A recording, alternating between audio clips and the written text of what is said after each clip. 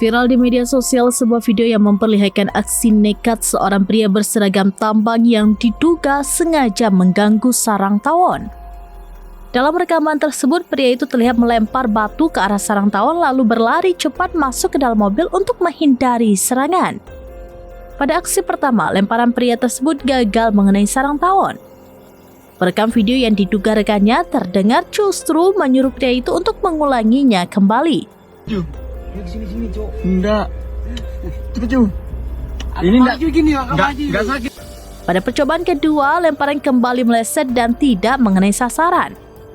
Namun, pada lemparan ketiga, batu yang dilempar akhirnya mengenai sarang tawon. Seketika itu pula ribuan tawon keluar dari sarangnya dan langsung menyerang pria tersebut. Beruntung, pria itu berhasil masuk ke dalam mobil dan segera menutup pintu untuk menyelamatkan diri dari serangan tawon.